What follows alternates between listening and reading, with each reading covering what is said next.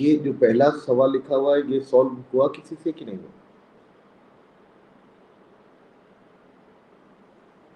तो जो भी सवाल में डेटा दे रखा है क्या दे रखा है कि एस इज इलिप्स का फोकस है, P and Q are 2 points on the ellipse, so that for all positions of the point P on the ellipse, perimeter of the triangle PQS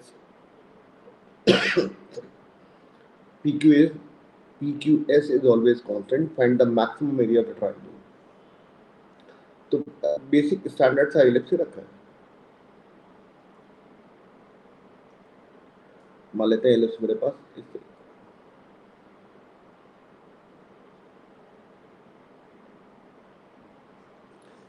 जो PQ दूसरे फोकस से पास हो बिल्कुल perfect बात है। ये जो तुमने बात बोली बिल्कुल सही बोली। कम से कम एक मतलब तुमने मन से सवाल को सॉल्व करने का प्रयास किया होगा, तभी ये बात समझ में आ सकती है। ये एक्स एक्सिस है, ये वाई एक्सिस है, दो फोकस है, एक का नाम एस ले लिया गया, एक का नाम S1 ले लिया गया। सवाल में लिखा हुआ है कि P and Q are 2 points on the ellipse। मान लेते हैं मेरे पास कोई दो P पॉइंट है, एक ये P है और मान लेते हैं कि Q है, या ये P है और ये Q है। अगर मेरे पास ट्राइंगल ऐसा होगा और ये P बदल रहा है, Q भी बदल रहा है, कोई भी दो पॉइंट है P और Q, तो ट्राइंगल का एरिया या पेरीमीटर जो है वो बार बार चेंज हो जाएगा, क्योंकि लंबाइयां बदलना चालू हो जाएंगी। इसीलिए सवाल में वो एक बात बोल दी गई कि ट्राइंगल PQS का जो पेरीमीटर है वो हमेशा कांस्टेंट है। और इस बात से एक कंक्लूजन जो इसने बताया वो बिल्कुल सही बताया। इसने कहा कि मेरे पास P पॉइंट कुछ ऐसा रहा होगा, Q पॉइंट ऐसा रहा होगा, और ऐसा इसलिए रहा होगा क्योंकि जो अब ट्राइंगल बनेगा मेरे पास, उस ट्राइंगल की पेरीमीटर फिक्स हो जाएगी। वो क्यों हो जाएगी? सारे लोगों को मालूम है कि किसी भी पॉइंट का फोकस से डिस्टेंसेस का सम हमेशा कांस्टेंट होने वाला है। ये ऊपर वाली लेंथ का सम 2a के बराबर होने वाला है।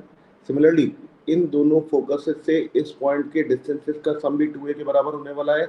इसका मतलब ट्राइंगल का कांस्टेंट एरिया तभी हो सकता है जबकि P और Q फोकस से पास वाली लाइन के ऊपर लाइन कर रहे हो। ये फोकल कॉर्ड हो जानी चाहिए। अरे क्या इतनी बात सारे लोगों को समझ में आ रही है?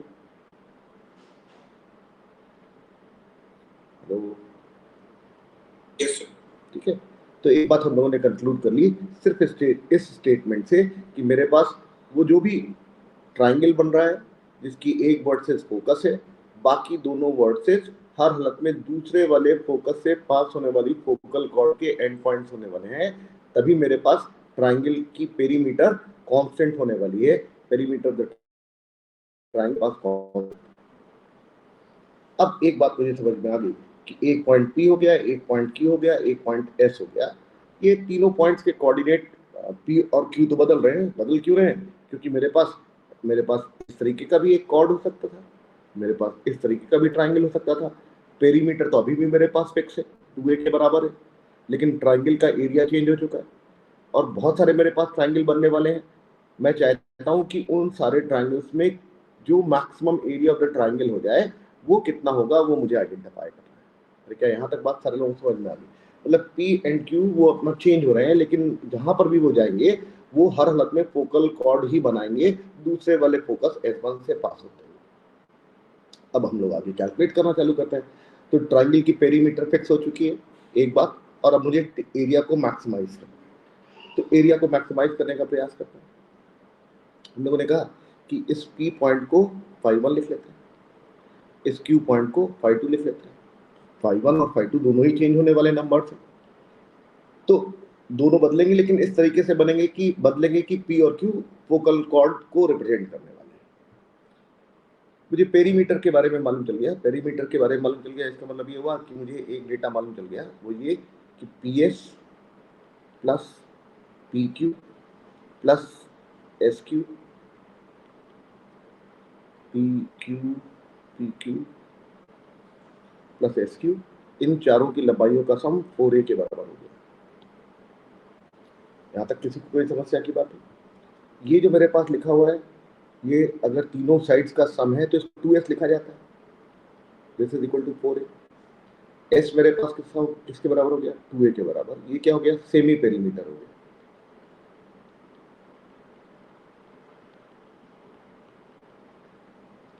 इससे मतलब मुझे तीनों साइड्स के सम की हाफ लेंथ 2a के बराबर मालूम है, ऐसा हम लोगों ने आइडेंटिफाई किया। अब आगे बढ़ते हैं। अब देखिए मुझे निकालना क्या है, मुझे एरिया को मैक्सिमाइज करना है, एरिया को मैक्सिमाइज करना है और मुझे पीएस लेंथ लिखना आती है। अगर φ1 पी मेरे पास 0.51 है तो पॉइंट क्या हो जाएगा, a cos φ1 comma b sin φ1। मतलब काफी इसमें बातें इस्तेमाल होंगी, तो धैर्य से सुनने की जरूरत है। मेरे ख्याल से शायद ही कोई कर पाया होगा सवाल, ये भारतवर्ष में शायद ही कोई कर पाया होगा। क्यू मेरे पास जो पॉइंट है वो क्या लिखा हुआ है, φ2, और उसको मैं लिख सकता हूँ a cos φ2 comma b sin φ2। अब दोनों पॉइंट्स हम लोगों ने लिख लिए पैरामेट्रिक कोऑर्डिनेट्स के फॉर्मेट में। तीनों की लंबाई है, मतलब पीएस मैं लिख सकता हूँ, फोकल डिस्टेंस है। फोकल डिस्टेंस किसके बराबर होता है, a माइनस ई एक्स के बराबर। तो a minus E x, x coordinate कितना है, a cos φ1। सिमिलरली QS किसके बराबर होने वाला है, ये भी फोकल डिस्टेंस, वो कितना हो जाएगा, a minus E A cos φ2। इस पॉइंट का एक्स कोऑर्डिनेट, फोकल डिस्टेंस मेरे पास SP किसके बराबर डिफाइन किया हुआ है, a माइनस ई एक्स, और दूसरा S1P किसके बराबर हो जाएगा, a प्लस। तो मैं PQ की लेंथ भी आइडेंटिफाई कर सकता हूँ, और PQ की लेंथ मेरे पास किसके बराबर होने वाली है, PS1 प्लस QS1। और PS1 मेरे पास क्या होने वाला है, a प्लस ई एक्स। तो a plus E x coordinate कितना है, a cos φ1 प्लस QS1 किसके बराबर होने वाला है, a plus E A cos φ2। एक में φ1 इस्तेमाल हो रहा है, एक में φ2 इस्तेमाल हो रहा है। ये जो भी लिखा हुआ है इसको लिखा जाएगा 2a, और फिर ई ए कॉमन निकल आएगा, अंदर बचेगा cos φ1 प्लस cos φ2। मेरे पास ऐसा, ये मेरे पास क्या आया, ये मेरे पास PQ निकल के आएगा। मतलब मैंने PQ की length in terms of φ1 φ2 express कर ली, मैंने QS को भी इन टर्म्स ऑफ φ2 एक्सप्रेस कर लिया, मैंने PS को भी इन टर्म्स ऑफ φ1 एक्सप्रेस कर लिया। ये जो PS लिखा हुआ उसमें से भी a का फैक्टर कॉमन निकल रहा है, QS में से भी a का फैक्टर कॉमन निकल रहा है, कॉमन भी निकाल लेते हैं। तो PS मेरे पास क्या जाएगा, a times 1 minus E cos φ, और QS मेरे पास किसके बराबर आ गया, a times 1 minus E cos φ। मतलब मेरे पास धीरे धीरे करके डेटा बढ़ने वाला है, और फिर धीरे धीरे उसको मुझे कंडेंस करना पड़ेगा, ताकि मैं एक छोटे से फॉर्मेट में जाके चीज़ों को मैक्सिमाइज कर सकूं। मेरे पास एरिया आइडेंटिफाई करना है, और ट्राइंगल का एरिया निकालने के लिए सारे लोगों को एरन्स फॉर्मूला मालूम है, और वो क्या होता है, under root of S minus A. एक साइड लेंथ हो गई, उसको मैंने PQ लिख लिया या PS लिख लिया। दूसरी S माइनस QS लिख लिया, और तीसरी S माइनस PQ लिख लिया। तो तीनों लंबाइयों का S में से सब्ट्रैक्शन कर करके मुझे लिखना है। तो लिखना चालू करते हैं, अंडर रूट ऑफ S जो है, मैं अगले पेज पे चलता हूँ, क्योंकि अब यहाँ से जो डेटा आएगा फिर वहाँ ट्रांसफर करना पड़ेगा, तो मैं अगले पेज पे लिख सकता हूँ। एरिया का जो फॉर्मूला आया मेरे पास, वो under root of S minus PS, S minus QS, और S माइनस PQ। सबकी लंबाइयाँ यहाँ पर लगानी है, और वो भी लगा देते हैं। तो S मेरे पास क्या था, S 2a के बराबर है। PS मेरे पास क्या था, a कॉमन निकाल लिया था, मेरे पास 1 माइनस ई cos φ1 आ गया था। QS मेरे पास क्या था, a कॉमन निकल आया था, 1 माइनस ई cos φ2 आ गया था। और PQ मेरे पास क्या था, वो मुझे पीछे जाके देखना पड़ेगा। PQ मेरे पास क्या निकल के आ गया, 2a प्लस ई ए, 2a प्लस ई ए, साथ में cos φ1 प्लस cos φ2, ऐसा। तो सारे टर्म्स हम लोगों ने लिख लिए। अब मुझे सबकी वैल्यूज ऊपर सब्स्टिट्यूट करनी है, तो सब्स्टिट्यूट कर देते हैं। मुझे करना क्या है, एस में से इसको सब्ट्रैक्ट करना है, एस में से इसको सब्ट्रैक्ट करना है, एस में से इसको सब्ट्रैक्ट करना है, एस में से इसको सब्ट्रैक्ट करना है, एस में से इसको सब्ट्रैक्ट करना है, और बाहर एस भी लिखना है। तो मैं सीधे लिखने की कोशिश करता हूँ, ए तो ऐसे ही रहा, एस की जगह मेरे पास कितना आ गया 2a, और एस में से अगर पी एस को सब्ट्रैक्ट करेंगे तो एक ए कैंसिल आउट हो जाएगा, और साथ में प्लस का ए ई कॉस फाई आ जाएगा। तो मेरे पास कितना आ जाएगा, एक ए कैंसिल आउट हुआ और साथ में मेरे पास कितना आ गया, ए ई कॉस फाई का। और दूसरे ब्रैकेट में मेरे पास कितना आ जाएगा, एस में से क्यू एस को सब्ट्रैक्ट किया तो वो मेरे पास आ जाएगा ए प्लस ए ई कॉस फाई 2, और 2a में से इसको सब्ट्रैक्ट किया तो 2a तो खत्म हो जाएगा, सिर्फ ये वाला टर्म माइनस साइन के साथ आ जाएगा, तो एक माइनस आ जाएगा, और अंदर मेरे पास कितना आ जाएगा, ई ए ब्रैकेट में cos phi 1 plus cos phi 2। अब तुम लोग देखा वो ट्रिग्नोमेट्री भी लगने वाली है और अंडर रूट भी है, और इस एरिया को मुझे मैक्सिमाइज करना है, और दो वेरिएबल चल रहे हैं, एक फाई 1 और एक फाई 2। ये जो भी लिखा हुआ है सारे ब्रैकेट में से एक ए का फैक्टर कॉमन आता दिख रहा है, तो एक ए मेरे पास यहां से आ जाएगा, एक ए मेरे पास यहां से आ जाएगा, और ए ऑलरेडी ये लिखा हुआ है, तो ए टू द पावर 4 यहाँ पर आता दिख रहा है, एक -2 आता दिख रहा है, एक ई भी आता दिख रहा है। तो ये सारी वैल्यूज मैं यहाँ लगा देता हूँ। अंडर रूट के अंदर एक -2 है, एक ए टू द पावर 4 आ गया, साथ में बचा 1 plus e cos phi 1, 1 plus e cos phi 2, और साथ में मेरे पास ई तो हटा लिया हम लोगों ने, कॉस फाई 1 प्लस कॉस। मेरे पास इस तरीके का फॉर्मेट क्रिएट हो गया। यहाँ तक मेरे ख्याल से किसी कोई समस्या की बात नहीं दिख रही है। अब लेकिन ये फाई 1 फाई 2 और इतने सारे टर्म जो लिखे हुए हैं, इनको कैसे समेटा जाए, ये मेरा बहुत बड़ा रिक्वायरमेंट दिख रहा है, और मैंने इस रिक्वायरमेंट को समझने के लिए वापस एलिप्स के बारे में सोचना चालू किया। मेरा टारगेट इस एरिया को मैक्सिमाइज करना है, तो हम लोगों ने वापस एलिप्स के बारे में सोचा, और क्या सोचा देखो,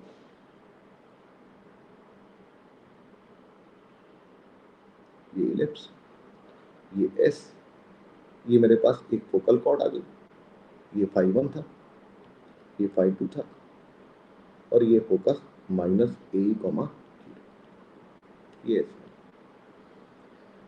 अब अगर ये फोकल कॉर्ड है तो निश्चित बात है ये जो 3 पॉइंट है, ये जो P है, ये Q है और ये S1 है, ये तीनों पॉइंट कोलिनियर होने वाले हैं। तो मैंने कहा कि भाई एक और मुझे बात समझ में आ रही है कि P S1 and Q must be collinear.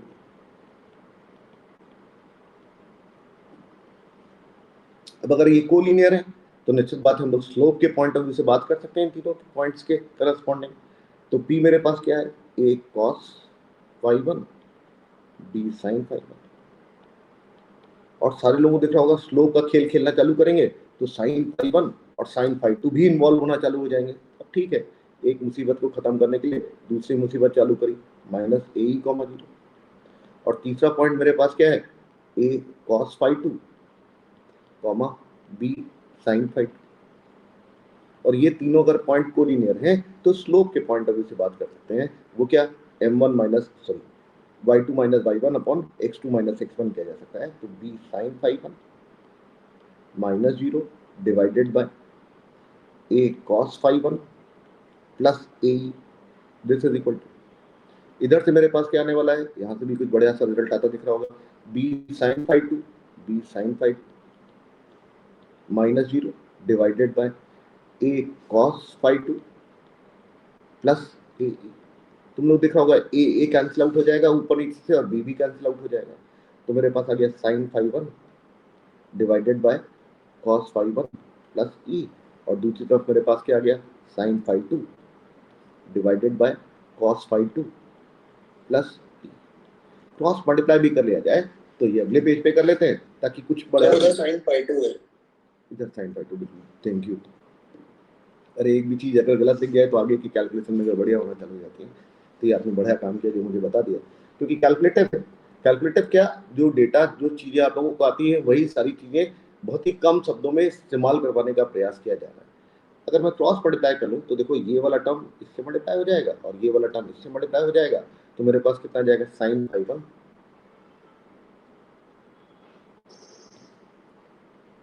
Sign phi one cos phi two minus ये वाला टर्म इससे मल्टीप्लाई करके उधर ले आएंगे तो मेरे पास आ जाएगा cos phi one sine phi two this is equal to, और अब मेरे पास कितना आने वाला है, ई साइन फाई वन उधर जाएगा, ई साइन फाई टू उधर ऑलरेडी है तो ई कॉमन निकल आएगा और अंदर बचेगा sine phi two minus sine phi one.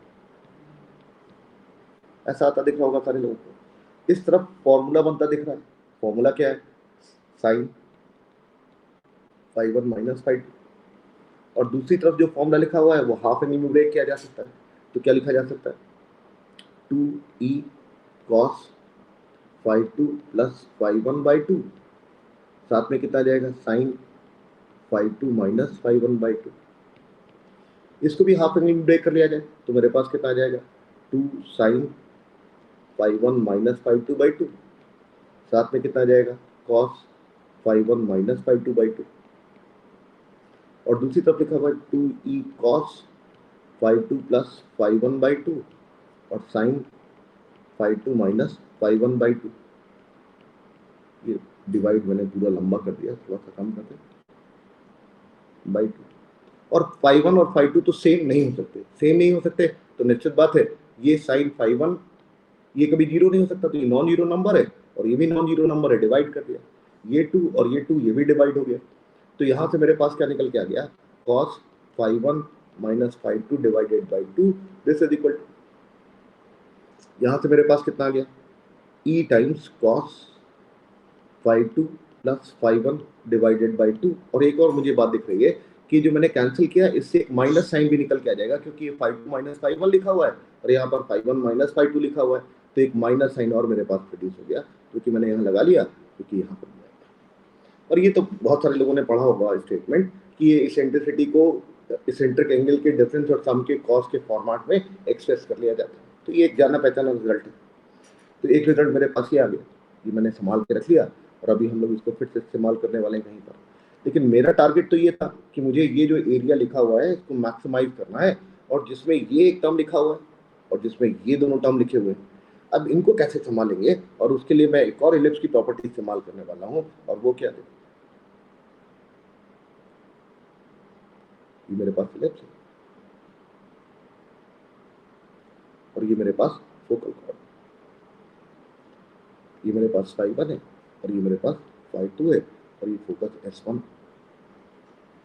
ये फोकस का कोऑर्डिनेट मुझे मालूम है, और सारे लोगों को एक रिजल्ट याद होगा, वो पैराबोला में भी वैलिड है, वो इलिप्स में भी वैलिड है, और वो क्या होता है कि किसी भी फोकल कॉर्ड के दो सेगमेंट का harmonic mean is half of the latus rectum. अरे क्या मालूम है ना सारे लोगों को ये रिजल्ट? यस सर, यस ठीक है, तो क्या क्या मुझे मालूम है कि हार्मोनिक मीन ऑफ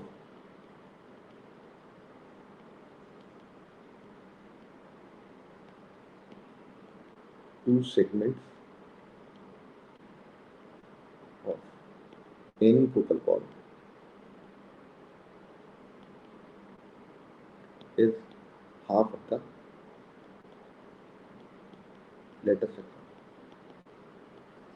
तो मैंने कहा कि भाई दो सेगमेंट हैं, ये पॉइंट P था, ये पॉइंट Q था, ये S1 है, तो मुझे ये बात मालूम है कि इन दोनों सेगमेंट का एक सेगमेंट ये है और एक सेगमेंट ये है, हार्मोनिक मीन निकालना है। एक सेगमेंट क्या हुआ मेरे पास PS1 और दूसरा सेगमेंट मेरे पास क्या हुआ QS2, इन दोनों का मुझे हार्मोनिक मीन निकालना है, और वो किसके बराबर हो जाएगा 2 times PS1 QS1 divided by PS1 plus QS2। PS1 कहाँ से आया, PS1 ही है भाई, थोड़ा सुधार दे, ये S1 ही है, कि फोकल कॉर्ड का सेगमेंट तो यही होने वाला है ना, तो नाम PS1 और QS1 होने वाला है, PS1 QS1 PS1 और ये भी QS1। तो ये हम लोगों ने यहाँ पर लिख लिया, ये जो भी लिखा हुआ है इनकी वैल्यूज भी हम लगा सकते हैं, और कैसे, PS1 ऑलरेडी हम लोगों ने निकाल के रखा हुआ है और वो मेरे पास किसके बराबर है, A प्लस EX आया था, A कॉमन निकल आया था 1 plus E cos phi one, और PS2 भी हम लोगों ने निकाल के रखा था A times 1 plus E cos phi two. और ये दोनों टर्म्स मेरे लिए बहुत जरूरी थे, और बहुत जरूरी इसलिए थे क्योंकि मुझे यहाँ पर इन्हीं दोनों टर्म्स के प्रोडक्ट की वैल्यू देखो लगानी है, क्योंकि ये वाला टर्म अभी अच्छा नहीं दिख रहा है मुझे, क्योंकि फिर मुझे कैसे डिफ्रेंशिएट करेंगे और कैसे हम लोग मैक्सिमाइज मिनिमाइज कर पाएंगे एरिया को। तो अभी हम लोग उसी रास्ते पर हैं कि किसी तरीके से इस टर्म और इस टर्म के प्रोडक्ट की वैल्यू हम लोग आइडेंटिफाई कर सके। और तुम लोगों को देखा होगा कि ये जो दो नंबर लिखे हुए हैं वो यही तो प्रोडक्ट लिखा, तो हम लोगों ने कहा बढ़िया बात है, ये तो हम लोग इसको इस्तेमाल करने वाले हैं। और कैसे, और ये किसके बराबर होने वाला है, half of the latus rectum. Half of the latus rectum बोले तो B square by 2b² by A होता है, तो b² बाई ए रहेगा। और PS1 प्लस QS1 मेरे पास किसके बराबर होने वाला है, ये तो मैं आसानी से आइडेंटिफाई कर सकता हूँ किसके बराबर होने वाला है, इन दोनों के सम के बराबर होने वाला है। तो मतलब मुझे क्या बात मालूम चली कि PS1 इंटू QS1 ये किसके बराबर हो गया, PS1 प्लस QS1 को उधर ट्रांसफर कर दिया तो b² बाई ए। और जब मैंने PS1 और QS1 को ऐड किया तो मेरे पास कितना आ गया, एक ए ऊपर से कॉमन निकला, एक ए यहाँ से कॉमन निकला, एक ए बाहर आ गया। और जब दोनों को ऐड किया तो मेरे पास आ गया 2 plus e times cos phi1 plus cos phi2। तुम लोगों को ये देख के अच्छा लग रहा होगा कि इसमें भी मेरे पास cos phi1 plus cos phi2 आ चुका है। मतलब ये जो दो प्रोडक्ट चीजों का लिखा हुआ है उसमें भी cos phi1 plus cos phi2 आ चुका है। और देखो इसमें भी cos phi1 plus cos phi2 ही लिखा हुआ था। मतलब मेरे पास इन दोनों नंबरों का जो प्रोडक्ट आने वाला है इसका और इसका, उसमें भी फाइनली यही वाला टर्म मैच कर जाएगा। तो मेरे लिए कैलकुलेशन के पॉइंट ऑफ व्यू से चीजें कन्वीनियंट होती महसूस सा होना चालू हो गई है। अभी कन्वीनियंट नहीं है, अभी काफी काम है। और देखो कैसे ये जो भी हम लोगों ने निकाला वो अब मैं लंबा सवाल नहीं, हाँ पक्का लंबा सवाल है, लेकिन एक सवाल अगर मैं करके दिखा दूंगा तो तुमको हर एक चीज की कीमत समझ में आ जाएगी कि जो जो चीजें देखने में तो बहुत छोटा लिखा हुआ है यार, सवाल में लिखा ही क्या है। सवाल में कह दिया गया एक फोकस है, और इसलिए तो बहुत खतरनाक सवाल है। मतलब इसलिए मैंने स्टार्टिंग में बोल दिया था कि भारतवर्ष में अगर किसी ने अटेम्प्ट करने की कोशिश करी होगी तो फाइनली आंसर तक तो पहुंच ही नहीं सकते, क्योंकि भाई लिमिटेड सोच है सबकी। सबको मालूम है कि यार अब खत्म हो जाए, अब खत्म हो जाए, लेकिन खत्म होने का नाम नहीं ले रहा है, क्योंकि phi1 and phi2 both are variable. मुझे तो सिंगल वेरिएबल में ही चीजों को हैंडल करना आता है, और उसी के लिए तो मैं सारा प्रयास कर रहा हूँ। और कर क्या रहा हूँ वो बिल्कुल जेन्युइन कर रहा हूँ। मैंने कोई ऐसी मैथमेटिकल कोई अलग से नई चीज नहीं इस्तेमाल करी। सबसे बढ़िया खूबसूरत बात तो तुम्ही लोगों में से किसी ने बोली थी कि ये तो हर हालत में फोकल कॉर्ड होनी चाहिए, तभी मेरे पास ट्रायंगल का पेरीमीटर कांस्टेंट। सबसे कीमती बात तो यही थी, तो जो उसने चट से बोली थी, और मुझे बहुत बढ़िया लगा, क्योंकि उसी के बाद तो फिर अब मैथमेटिकल कैलकुलेशन ही रह गया, और मैं कैलकुलेशन के पॉइंट ऑफ व्यू से तो बात कर रहा हूँ। तो और बातें कौन सी इस्तेमाल हो रही हैं, वही सारी कि भैया फोकल कॉर्ड है, और फोकल कॉर्ड के दो सेगमेंट्स का हार्मोनिक मीन निकाला गया, 3 पॉइंट कोलिनियर है, और इन और हीरोज फार्मूला इस्तेमाल किया गया ताकि एरिया निकाला जा सके, और पेरीमीटर तो ऑलरेडी सारे लोग निकाल के रखे हैं। चलिए, तो बगैर डरे अभी भी हम लोग बढ़ते हैं आगे, धैर्य से बढ़ते चलिए, क्योंकि बहुत दमदार सवाल है। मतलब एक इलिप्स लगा लो, एक आइडिया करो। हाँ मत दीजिए, कोई आइडिया नहीं प्लीज नहीं। हाँ बोलिए सर। डिटरमिनेंट बना के करें और डिफरेंशिएट करें डिटरमिनेंट को मैक्सिमाइज करने के लिए एरिया डिटरमिनेंट, लेकिन उसमें भी phi1 और phi2 दो वेरिएबल रहेंगे। ये एक जो आपने अभी रिलेशन निकाला जो हाँ बिल्कुल बिल्कुल बिल्कुल बिल्कुल। तो चाहे आप इससे कर लीजिए चाहे उस कोऑर्डिनेट से, लेकिन जो हम लोग रिलेशन निकाल रहे हैं ना वो लेंथ के निकाल रहे हैं सर। लेकिन डिटरमिनेंट हम लोग डिफरेंशिएट करेंगे कॉलम वाइज डिटरमिनेंट में। लेकिन अरे भैया सुनिए तो, आप मेरी बात, अरे सुनिए तो, हम लोगों ने जो रिलेशन एस्टैब्लिश किया वो cos phi1 और cos phi2 में नहीं किया। अगर ऐसा कर लिया होता तो डिटरमिनेंट के अंदर cos phi1 को cos phi2 के टर्म्स में और sin phi1 को sin phi2 के टर्म में मैं एक्सप्रेस कर ले जाता, तो सिंगल वेरिएबल आ जाता। यस सर, ठीक है ना। हमारे पास जो चीजें निकल के आ रही वो लंबाइयों के टर्म्स में निकल के आ रही, और जब लंबाइयों के टर्म्स में निकल रही है तो मेरे पास एडिशन और सब्ट्रैक्शन के टर्म्स में सारी चीजें प्रोड्यूस होती चली जा रही है।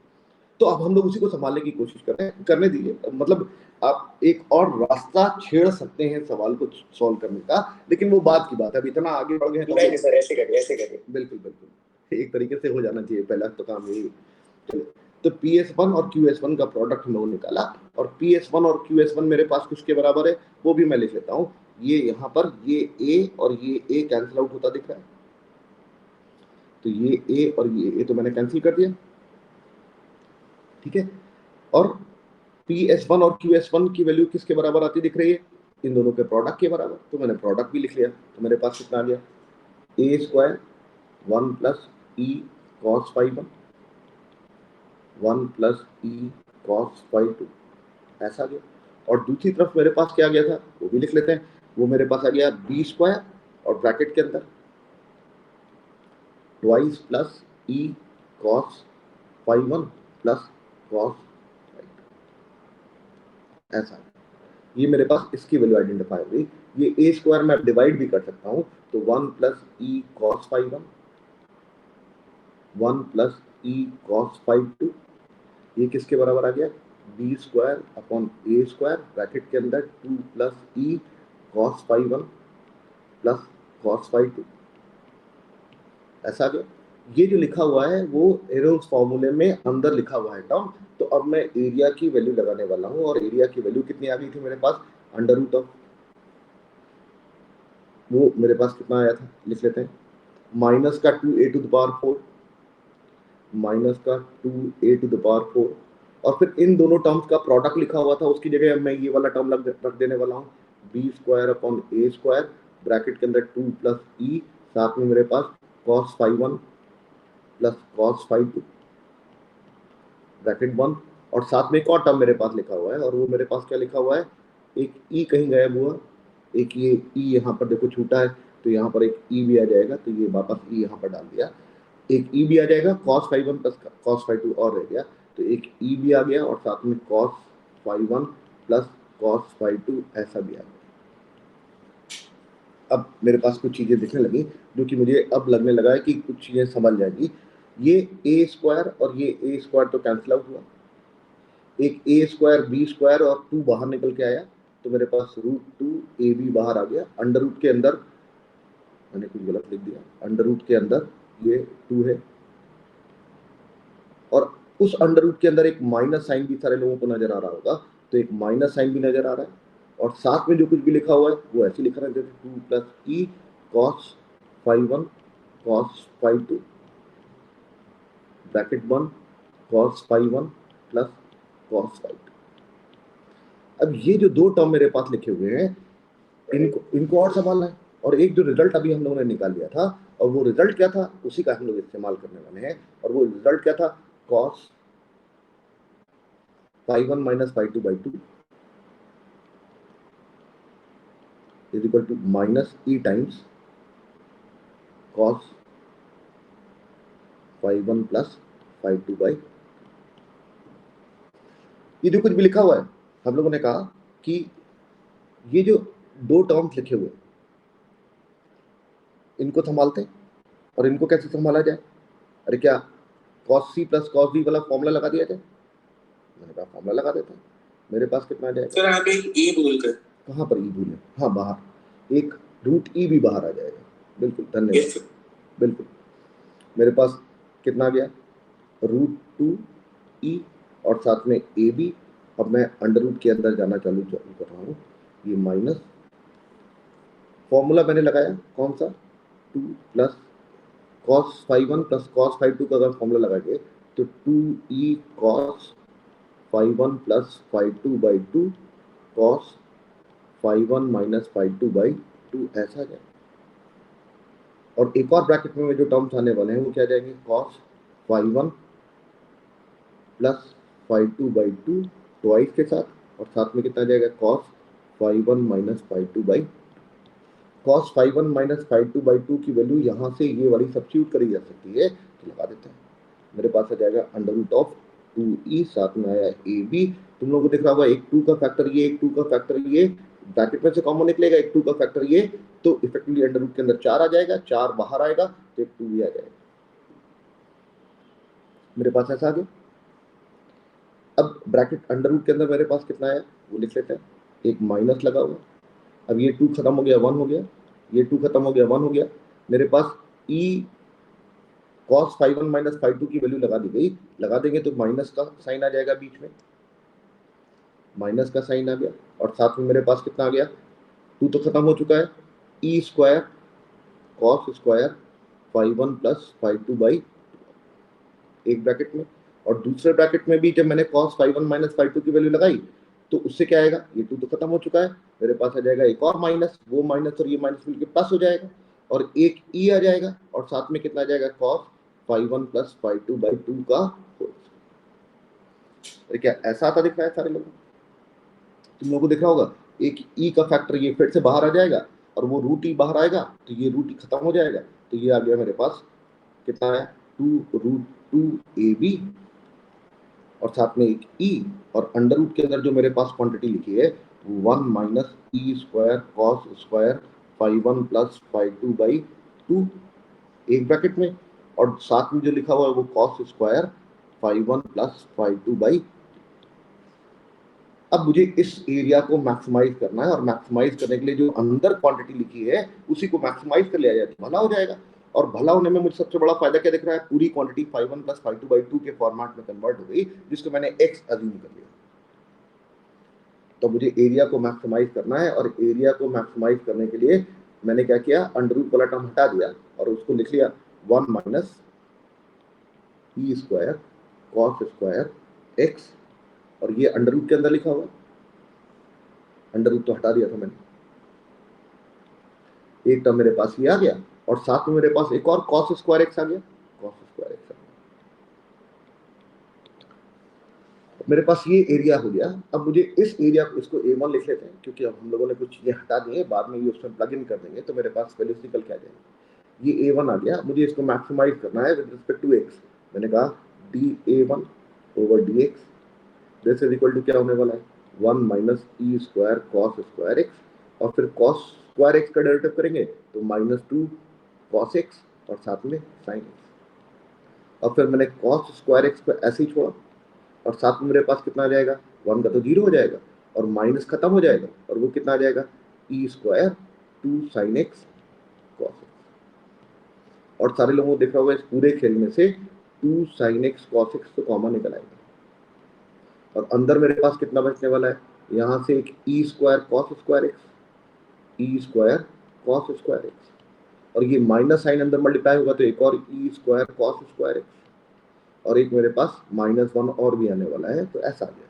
और मैंने कहा कि इसको 0 के बराबर करते हैं और इसको 0 के बराबर किया तो मेरे पास क्या गया, या तो साइन एक्स 0 के बराबर, या तो कॉस एक्स 0 के बराबर, या फिर एक और बात निकल के आ गई और वो ये वाली क्वांटिटी जो लिखी हुई है ये वाली क्वांटिटी भी 0 के बराबर, और इसको 0 के बराबर कर देंगे तो मेरे पास कितना आ जाएगा 2e square cos square x this is equal to 1, और यहाँ से मेरे पास आया कॉस स्क्वायर एक्स की value 1/2e square.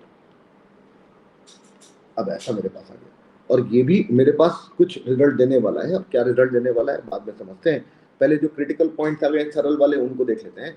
Sine x अगर मेरे पास 0 के बराबर हो गया तो एक्स बराबर मेरे पास कितना हो गया 0, एक्स था क्या phi1 प्लस phi2 बाई 2, इससे मुझे क्या बात मालूम चली phi1 बराबर -phi2, फिर मुझे क्या बात मालूम चली कि cos x बराबर 0, और cos x बराबर 0 मतलब क्या हुआ phi1 plus phi2 by 2 this is equal to pi by 2, 2 cut गया तो phi1 plus phi2 is equal to pi आ गया। ये दोनों बातें एक ही जैसी लिखी हुई हैं, एक phi1 प्लस phi2 पाई बोल रहा है, एक phi1 प्लस phi2, तो ये दो हम लोगों ने आइडेंटिफाई कर लिए। ठीक है, मेरे पास जो एरिया लिखा है उसको मैक्सिमाइज करना है, और मैक्सिमाइज करने के लिए सेकंड डेरिवेटिव में नहीं जाने वाले हैं हम लोग क्या करेंगे, ये phi1 प्लस phi2 की वैल्यू एरिया में लगा देंगे और लगाने के बाद जिससे ज्यादा वैल्यू आ जाएगी वही मैक्सिमम वैल्यू प्रोड्यूस कर देगा। लेकिन मेरे पास ये भी क्रिटिकल पॉइंट है, और ये क्या क्रिटिकल पॉइंट है, cos square x is equal to 1/2 square, और ये जो cos स्क्वायर एक्स मेरे पास लिखा हुआ है सारे लोगों को मालूम है कि इसकी वैल्यू 0 से 1 के बीच में रहने वाली है, और ई जो है वो फ्रैक्शन रहने वाला है, तो यहाँ से भी कुछ बात निकल के आने वाली है और वही बहुत ही इंटरेस्टिंग सा काम होने वाला है। हम लोगों ने कहा कि cos स्क्वायर एक्स की वैल्यू 0 से 1,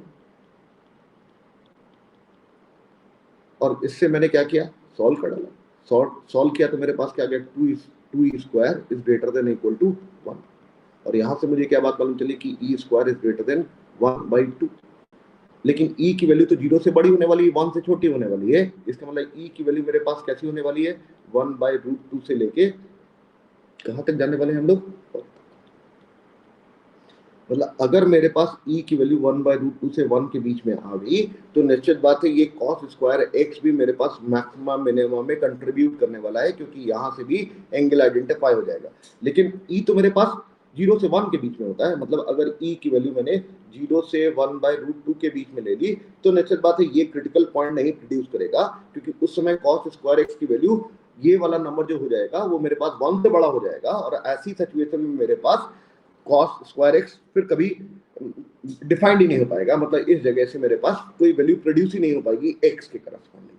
तो अब मेरे पास चार बातें निकल के आ गई, और चार बातें किस तरीके की बातें निकल के आ गई, वो इस तरीके की बातें निकल के आ गई कि जो मेरे पास a1 हम लोगों ने लिख रखा था वो इस तरीके का था, a1 हम लोगों ने निकाल रखा है और वो मेरे पास आ गया था 1 minus e square cos square x, और साथ में मेरे पास कितना आ गया।